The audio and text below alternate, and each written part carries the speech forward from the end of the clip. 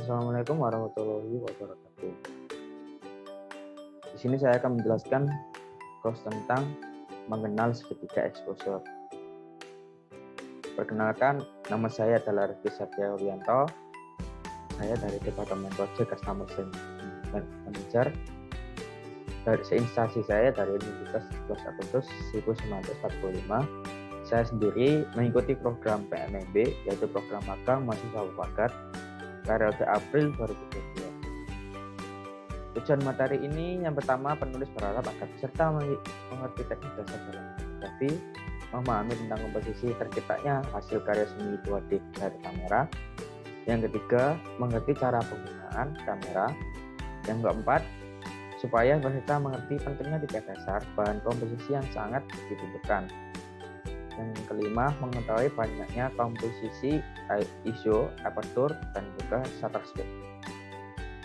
Yang pertama, mari kita mengenal bagian apa saja yang ada di kamera, yang lebih tepatnya jadi tombol penting dalam kamera. Yang pertama, ada lensa. Yang kedua, ada tombol stabilizer. Yang ketiga, pembuka lensa. Yang keempat, tombol fokus. Yang kelima adalah tombol pembuka flash. Yang keenam adalah flashnya sendiri, flashlightnya sendiri. Yang ketujuh adalah tombol shutter. Yang delapan adalah grip untuk memegang. Yang sembilan adalah anti red eye. Yang ke-10 adalah tombol preview. Yang ke-11 adalah tombol delete. Yang ke-12 adalah tombol navigasi. Yang ke-12 adalah tombol VNC dan juga tombol AV, dan juga ada zoom juga. Yang selanjutnya adalah mode dial, tombol LED view, view finder. Yang 19 tombol menu, layar LCD, tombol ISO, main dial, tombol display, dan juga yang terakhir ada tombol on dan off. Yang pertama kita akan belajar cara menekan tombol shutter seperti di gambar adalah teknik dari foto untuk mengambil kamera, untuk mengambil foto. Yang pertama, yang kedua, dan juga yang ketiga. Yang selanjutnya ada yang paling penting, yaitu adalah segitiga exposure atau sebagai lengkapnya yaitu teknik dasar dari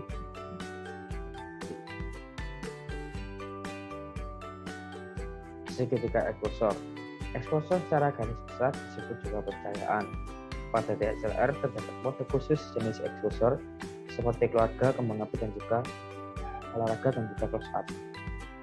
Exposure sendiri ada 3 elemen, yaitu shutter speed, aperture, dan juga ISO. Dan ini adalah gambar dari exposure itu sendiri, yaitu yang paling atas ada diafragma atau aperture, yang tengah sendiri adalah shutter speed, dan yang paling bawah adalah ISO. Yang pertama, kita akan mempelajari tentang shutter speed. Apa itu shutter speed?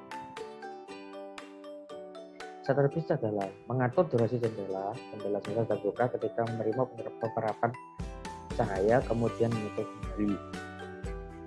Semakin lama shutter speed terbuka, maka semakin banyak intensitas cahaya masuk ke dalam film sensor, sehingga akan menghasilkan foto lebih terang dan juga shutter speed diukur dengan satuan S atau second, dan dinyatakan dalam 1/250, 1/125, 1/60, 1/15, dan juga sampai 1/2 second.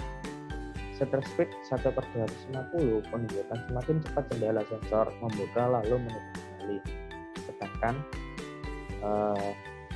1/2S semakin lama jendela shutter menerima paparan cahaya.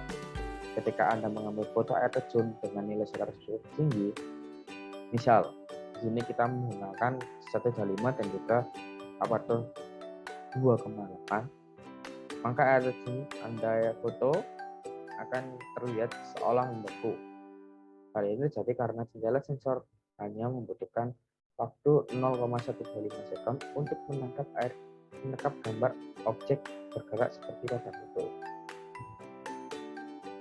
Foto buku tersebut sebagai dampak shutter speed yang ditingkatkan, sedangkan long exposure adalah dampak dari shutter speed rendah. Efek timbul adalah gambar foto blur atau bayangnya akibat kamera mengangkat foto membutuhkan waktu beberapa detik. Di sini seperti contoh, ada efek buku shutter speed yang tinggi dan juga efek blur bayangan dari shutter speed yang rendah.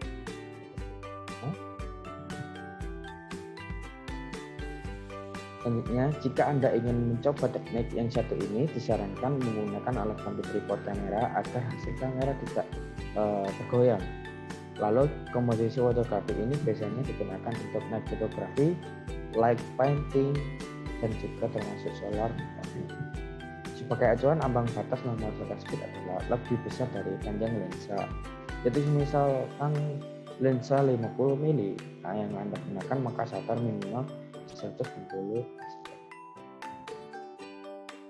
Lalu selanjutnya ada aperture atau diafragma. Apa itu diafragma? Diafragma atau aperture adalah mengatur seberapa besar iris lensa buka hingga film atau sensor terbatas. Membuka aperture lebar sama ketika Anda membuka jendela rumah terbuka lebar dan berdampak pada seberapa banyak cahaya yang masuk ke dalam rumah. Aperture diukur dengan f-stop atau f1,2, f1,8, f2,8. Dan perlu diingat, semakin kecil f-stop menunjukkan semakin besar bukaan lensa.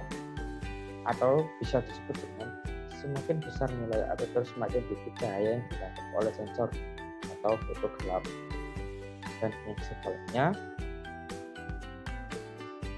semakin kecil nilai aperture, maka semakin banyak cahaya yang ditangkap oleh sensor.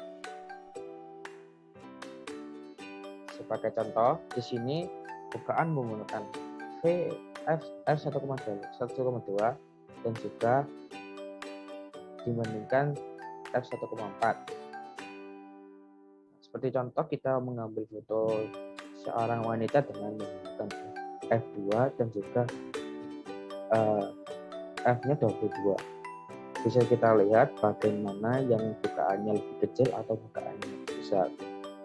Jadi foto tersebut menunjukkan dampak yang terjadi karena dampak perubahan nilai aperture.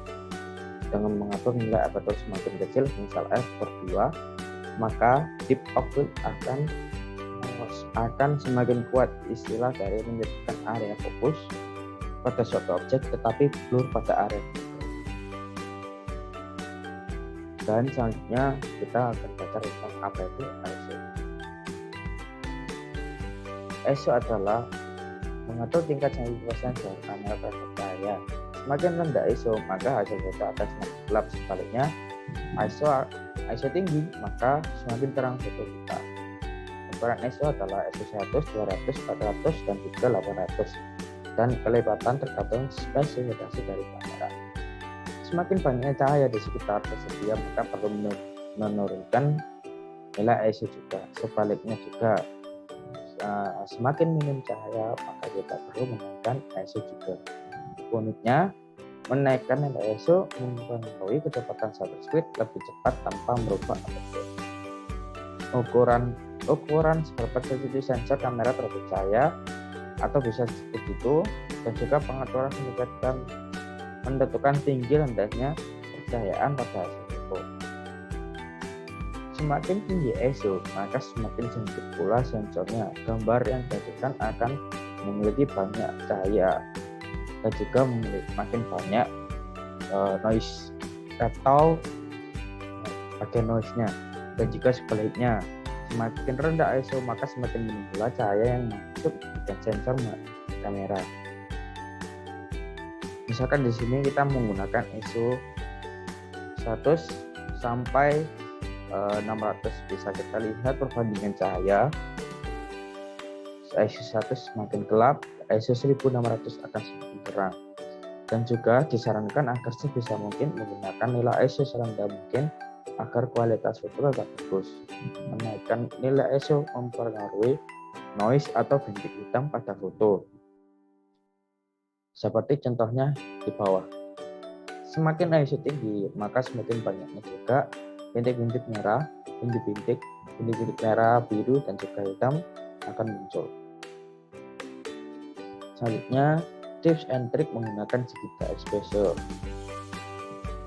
Yang pertama, pada dasarnya, kamera telah dibekali pengaturan dalam menghitung exposure secara otomatis dengan mengubah mode manual ke mode auto. Kamera mampu mengatur segitiga exposure secara normal menurut pola pikir matematis dari mesin kamera dalam merespon suatu objek.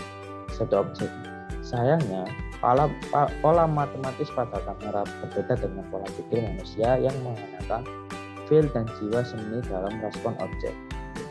Misalkan, ketika akan mengambil foto dalam keadaan kurang cahaya, maka secara otomatis kamera akan menyalakan mode flash. Maka disinilah skill fotografer dalam mengatur kreatif exposure atau correct exposure yang dibutuhkan.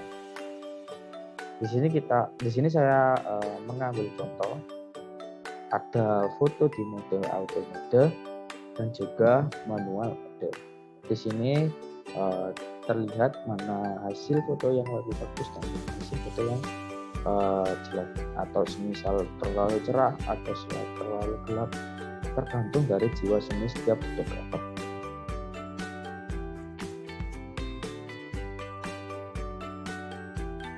Creative exposure merupakan perhitungan dalam 3 elemen dasar, yaitu ISO, aperture, dan juga shutter speed secara benar tepat agar mendapatkan exposure yang tepat sesuai kebutuhan yang sesuai teknik dasar exposure. Selain mampu mengatur correct exposure secara tepat, seorang fotografer juga harus mampu menciptakan creative exposure untuk memainkan seni dan kreativitas fotografi. Cukup untuk materi course tentang segitiga exposure. Jika saya ada salah perkataan dan saya terlalu cepat untuk membaca, untuk selanjutnya terima kasih.